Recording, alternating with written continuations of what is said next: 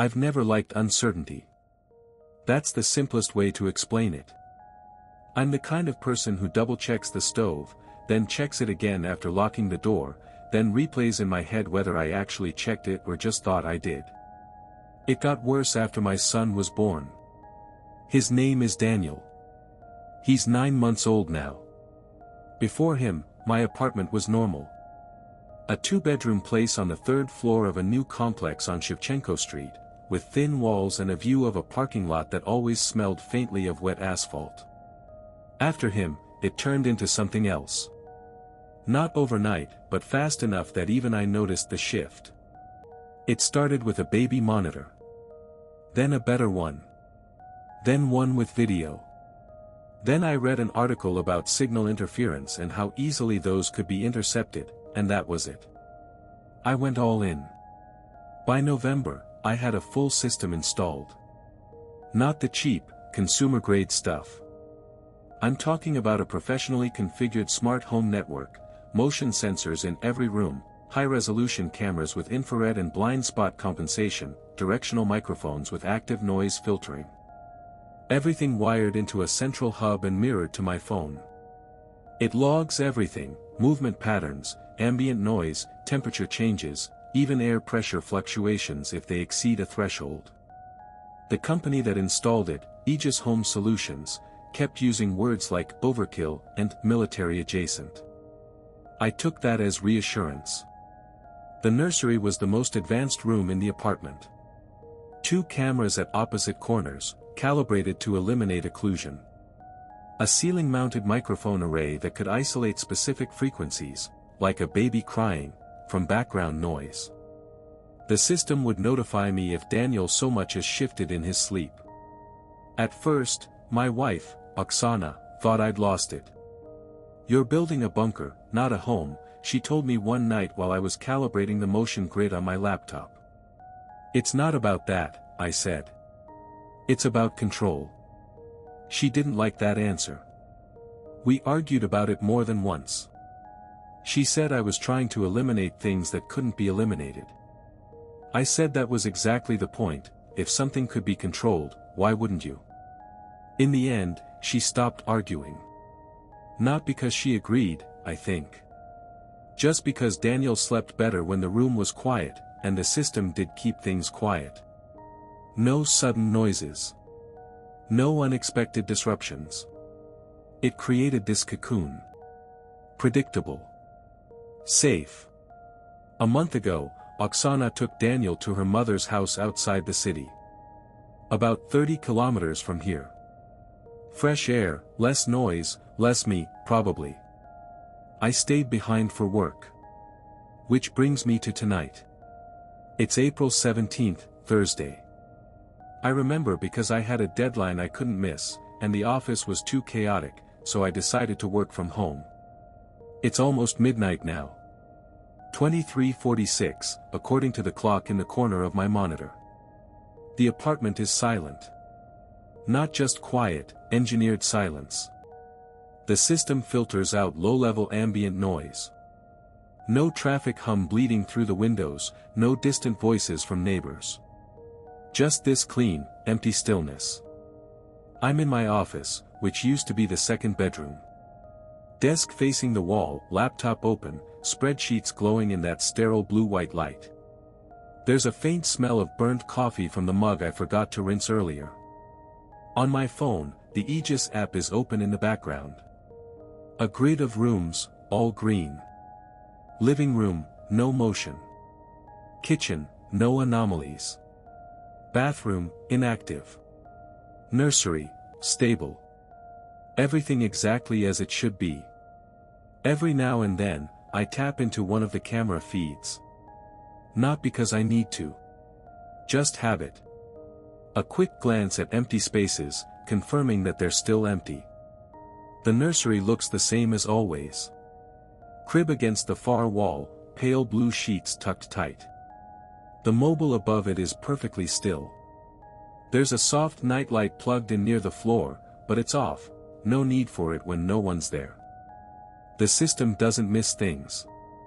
That's what they promised me.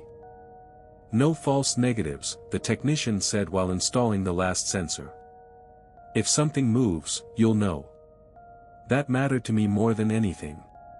Because if you can see everything, hear everything, track everything, then nothing can surprise you. Nothing can get close without you knowing. I lean back in my chair, stretching my neck until it cracks softly. The sound feels loud in the silence, like it doesn't belong here. For a moment, I just sit there, listening. There's nothing. And that's exactly how I like it. The first notification comes at 0:12. I don't notice it immediately. I'm deep in a spreadsheet, cross-checking numbers that have started to blur together, when my phone vibrates once against the desk. Not loud. Just enough to register somewhere at the edge of my attention. I ignore it for maybe 10 seconds. Then it vibrates again. That's what makes me look. The Aegis app has pushed a priority alert, yellow, not red. Not critical, but not routine either. Voice detected. Nursery. I stare at it longer than I should. That doesn't make sense. For a second, I assume it's just a glitch. The system occasionally flags false positives if there's interference, plumbing noise in the walls, distant echoes from neighboring apartments. Rare, but not impossible. Still, I pick up the phone. The interface opens instantly, already queued to the nursery logs. There's a short audio clip attached, 6 seconds long. Time-stamped 11 minutes and 48 seconds. I hesitate before pressing play. It's just a recording. Empty room, probably some static. I tap it. At first, there's nothing. Then, click. A sharp, dry sound. Like plastic snapping back into place. Too clean to be background noise. There's a faint hiss under it, like the microphone adjusting gain levels. Then a second sound, softer. Not a click this time. More like something shifting. Fabric, maybe. Or skin against a surface. I'm about to dismiss it when the last part plays. A whisper. So quiet that I almost miss it. But the system's audio enhancement isolates it, lifts it out of the noise just enough to be unmistakable. A pause. Less than a second. Then, clearer, still hushed, but deliberate. He can hear us. The clip ends. I replay it immediately. Same sounds. Same sequence. Click. Movement. Whisper. He can hear us. My first reaction isn't fear. It's irritation. This is exactly the kind of thing Oksana warned me about, relying too much on a system that tries to interpret everything. It probably picked up some external signal. A neighbor's baby monitor, maybe. Those things operate on overlapping frequencies sometimes. Except there is no baby monitor in the nursery. I removed it when the new system was installed. Everything runs through Aegis now. Closed network. Encrypted channels. So either that was a lie, or this is something else. I opened the System Diagnostics tab. No alerts. No breach warnings. Signal integrity, 100%. I replay the clip a third time, lowering the volume, listening for artifacts. Distortion.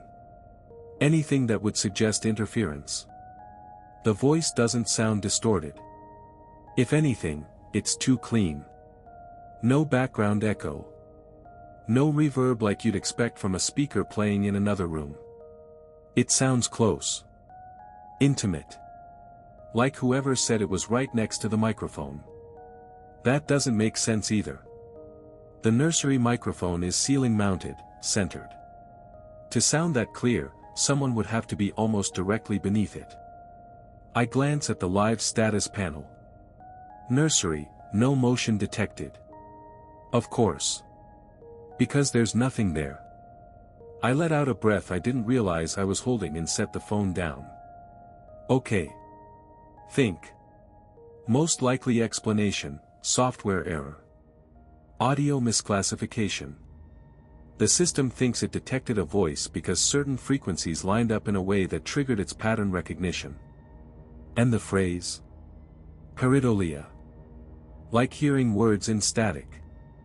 My brain filling in gaps. That's all this is.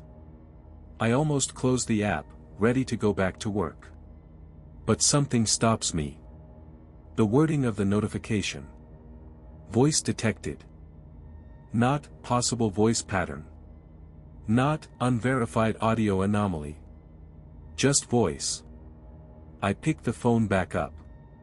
There's a button under the clip, View Live Feed. My thumb hovers over it for a second. Then I tap. The nursery appears exactly as I left it. Empty. The camera angle is from the upper corner near the door, wide enough to cover almost the entire room. The crib sits against the far wall, its pale blue sheets smooth and untouched. The dresser is closed. The curtains are drawn halfway. Except there's more light than there should be. The nightlight is on. A small, warm glow near the floor, casting a dim halo across the lower half of the room. I'm certain it was off earlier. The system only activates it if it detects movement or sound patterns associated with distress, crying, sudden motion. But there is no child here. Nightlight, active. Trigger, none. That shouldn't be possible. I keep watching. The room doesn't change. No movement. No shadows shifting. Nothing out of place except that low, steady glow. Then the motion overlay flickers. A thin red line appears near the far wall. Another forms slightly to the left. Then another. They're not random, each one curves gently, as if tracing a path. The system draws them in real time, mapping detected motion vectors across the room. Except there's nothing moving. I lean closer to the screen, trying to match the lines to something visible. There's nothing. But the lines keep coming. Slowly, deliberately, they form a pattern along the perimeter of the room. Near the walls. Behind the crib. Along the dresser. Like something is walking. The paths are too smooth to be noise. Too consistent. The system isn't guessing, it's tracking. The red lines shift again, extending toward the center of the room. Then they pause. Directly beneath the camera. I instinctively tilt my phone, as if changing the angle might reveal something the lens is missing. It doesn't help. The camera can't see the floor directly below it. There's a narrow cone, maybe half a meter wide, where the lens simply doesn't reach. A blind spot. The lines gather there, overlapping, looping in small, tight arcs. The system refreshes them every second, each pass confirming the same thing: something is there. Something directly under the camera. I swallow, my mouth suddenly dry. False positives can cluster. That's a known issue. If the sensor picks up intermittent signals, heat fluctuations, microvibrations, it can create phantom trajectories. Except these aren't intermittent. They're continuous. I switch to thermal overlay. For a split second, the image glitches. Then stabilizes. The room washes into shades of blue and green, cool surfaces, even distribution. The nightlight glows bright yellow near the floor. And beneath the camera, there's nothing. No heat signature. But the motion grid is still active. Still drawing. Still insisting. This is a system conflict. That's all. One module is misfiring, feeding bad data into the tracker. The visual feed is correct. The thermal feed is correct. The motion grid is wrong. It has to be. Because the alternative. I cut the thought off before it finishes. My thumb hovers over the settings icon. I could reset the sensor. Recalibrate the grid. Force a system check. Instead, I just keep watching. The red lines shift again. This time they move away from the blind spot. Not quickly. Not erratically. Slowly. Measured. As if whatever is being tracked has turned and started moving along the wall again. The path traces toward the door. Stops. Then curves back. Circling. Waiting. I become aware of a faint sound in the room around me, my room, the office. A soft, irregular tapping. It's probably the pipes. Old building noises I've filtered out for so long they feel unfamiliar now. The lines are back under the camera again. More of them. Layered. Overlapping. Like something pacing in tight, restless loops. And still, nothing visible. I realize the system hasn't sent another notification. No warning. No escalation. Just silent observation. As if, from its perspective, this is normal. My hand tightens around the phone. There's a feature I haven't used yet. The technician demonstrated it briefly, almost as an afterthought. Two-way audio. You can communicate directly through any room, he said. In case you need to intervene remotely. I stare at the screen for another few seconds. The red lines don't stop. My thumb moves almost on its own. I reach for my regular phone first. Oksana's number. 3 rings, 4. Voicemail. I try again. Voicemail. I tell myself it's past midnight. She's asleep. That's all. I go back to the Aegis app and press the microphone icon. The moment I activate two-way audio, the interface changes. A small red indicator, mic active. Who is there? My voice comes out steadier than I feel. A pause. I add, sharper, I'm calling the police. The words sound stupid the second they leave my mouth. The room on the screen doesn't react. No movement. No visible change. But the system does. My phone vibrates instantly. Noise level threshold exceeded, nursery. I blink. I wasn't loud. I wasn't even close to shouting. I glance at the live audio meter. It's spiking. Not from my side. From the nursery. A slow, rising waveform fills the screen, as if something near the microphone is producing constant sound. I lower the phone volume slightly and focus. There it is. Breathing. Heavy. Wet. Close to the microphone. Not mechanical. Not distorted. Human. Too close to the mic to be in the room normally. The kind of sound you get when a person is right in front of a recording device, exhaling directly into it. My stomach tightens. I mute my own mic. The breathing continues. In and out. Slow. Patient. Like whoever it is knows I'm listening. I switch between camera angles. There are only 2 feeds in the nursery, both showing the same empty space from slightly different perspectives. Nothing is visible. But the audio doesn't match the visuals. That gap, that contradiction, makes my skin feel cold in a way I can't explain properly. I open the system console again. All sensors still report no motion. No heat. No visual obstruction. But audio is now marked. Source, localized. Nursery. Proximity, less than 0.5 m. Under the camera. Again. Something is directly under the blind spot. I swallow hard. Identify yourself, I say, quieter this time. The breathing stops. For half a second, there is absolute silence. Then a sound comes through the speaker that is not breathing. It's a laugh. Small. High-pitched. A child's laugh. My entire body goes rigid. No.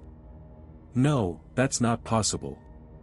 Daniel is 30 kilometers away. With Oksana. In her mother's house. I know this.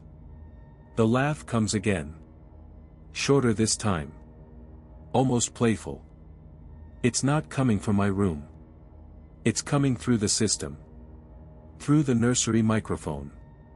Through the same device that has never once picked up anything it shouldn't. I called Oksana twice. No answer. My hand starts shaking. Daniel? I say. Immediately I regret it. The laugh stops. Silence returns. But it doesn't feel empty anymore. It feels attentive. Like something has shifted its focus entirely onto me. The audio meter spikes again. Not breathing this time. Just presence. A constant low-level noise, like a body too close to a microphone, not moving, not speaking, just existing in range. The motion grid changes. The looping paths stop. All at once. Every red line disappears. Then a single new line appears. Straight. From the blind spot under the camera, extending toward the door. Slowly. Deliberately. Like something has decided to leave. I whisper, almost without thinking, "What are you?" The audio feed crackles. Not static. Something else. A faint distortion, like the system is struggling to interpret what it's receiving. Then a voice. Not loud. Not aggressive. Calm. Too calm. Right next to the microphone. "We didn't want you to see us yet." My throat goes dry instantly. I stand up so fast my chair rolls back and hits the wall. My eyes stay locked on the screen. The nursery feed hasn't changed. Still empty. Still perfectly lit. Still wrong. The voice doesn't repeat. But the audio meter is still active. Still alive. Still registering something in that room that should not exist. Behind me, in the office, the air feels different. Not colder. Just displaced. Like something has shifted its position in the space behind my chair. I don't turn around yet. Because the system on my phone suddenly refreshes. A new notification appears. Additional microphone detected in network. Source, office. And underneath it, a live audio feed automatically opens. I didn't authorize it.